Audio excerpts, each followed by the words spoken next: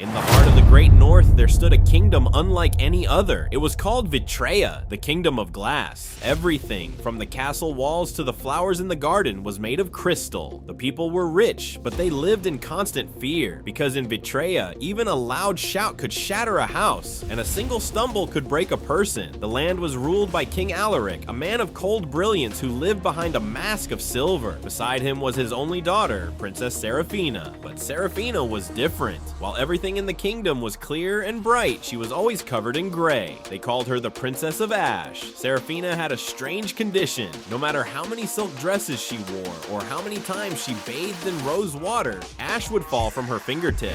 Where she walked, the glass flowers turned black and crumbled. To the king, she was a walking disaster. On her 21st birthday, the king made a cruel decree. The princess is to be locked in the Iron Tower, he announced. She is a shadow in a world of light.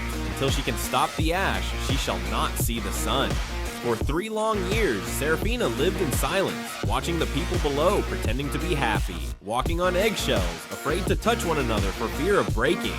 One night, an old man appeared at the foot of her tower. He was a traveler from the distant lands of clay. He looked up and shouted, a sound so loud it cracked the glass windows of the nearby houses. He cried out, "Princess, the ash is not a curse. It is the remains of the fire you are hiding inside. You are the only thing in this kingdom that is actually warm."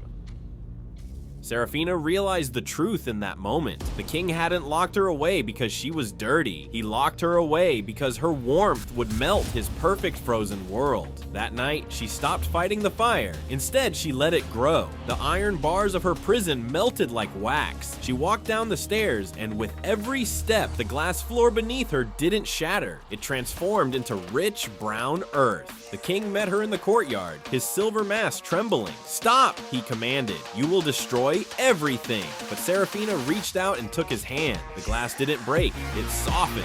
The silver mask fell away, revealing a man who had been frozen in grief for decades. The king began to cry, and for the first time, his tears weren't crystal. They were warm, salt water. The heat from Seraphina spread like a wildfire. The glass trees turned into oaks. The crystal birds grew feathers and took flight. The people felt their skin turn soft and warm, and they began to hug one another, no longer afraid of breaking. The ash finally stopped falling, becoming the most fertile soil the world had ever seen. Princess Seraphina, once the girl of ash, became the queen of the sun. She taught her people that a world that cannot break is a world that can never grow. In our own lives, we often try to keep things perfect and fragile, like glass. But perhaps we need to embrace the fire within us to truly live.